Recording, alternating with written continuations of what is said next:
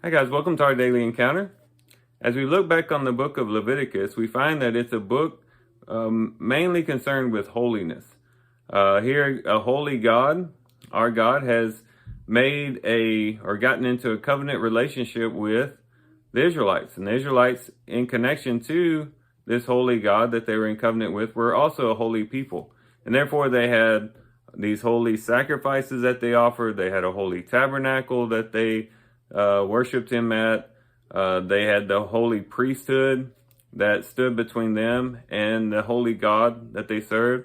And then they themselves were called to live a holy life, a life of moral excellence.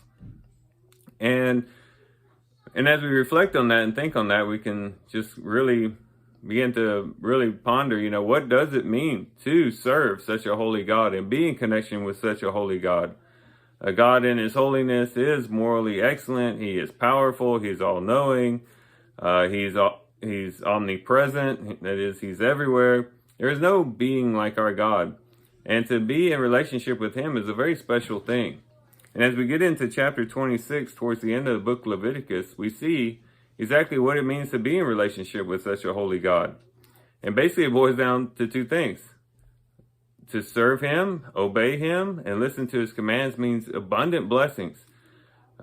These people were going to be abundantly blessed. They were going to be protected from their enemies. They'd have victory over their enemies. Their land would be blessed. Their families would be blessed.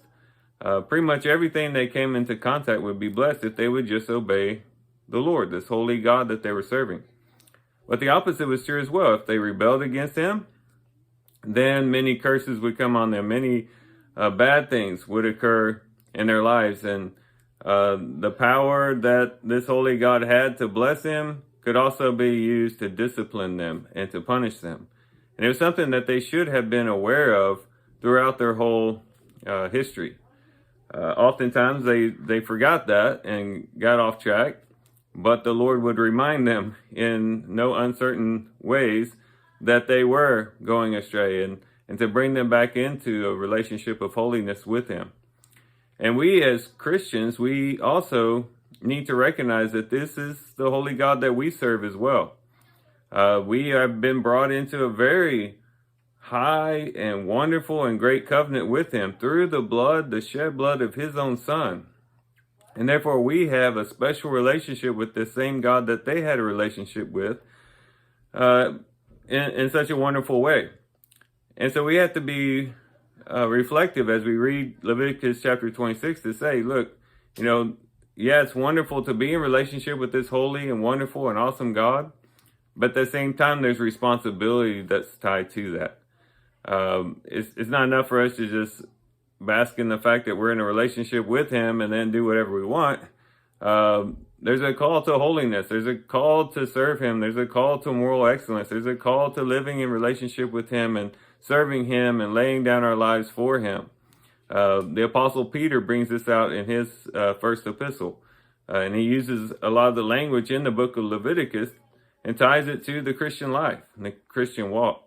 And the Lord does have abundant blessings awaiting for us at the end of our journey. When we get done with our walk here on this earth, however difficult, however hard it might be, he has wonderful things in store for us, things that we can't even imagine or even fathom.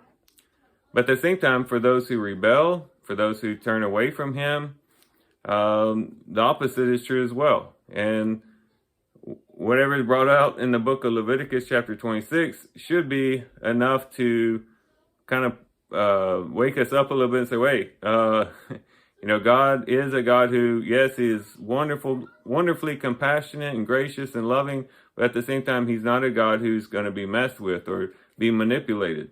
He is God, and he is holy, and he is powerful and mighty, and we have to respect that as well.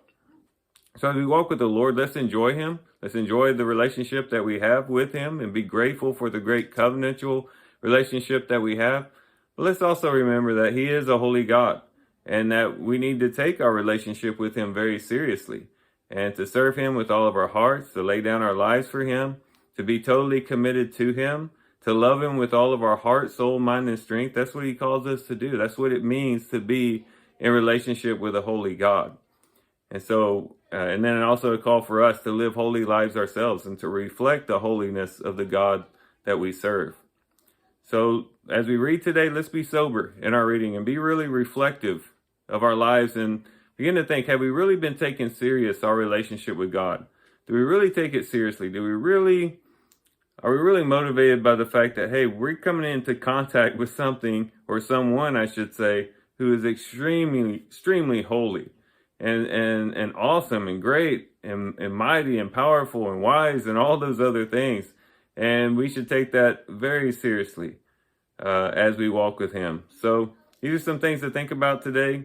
I do thank you guys for watching the video today. Hope you guys have a great day. Love you guys. God bless.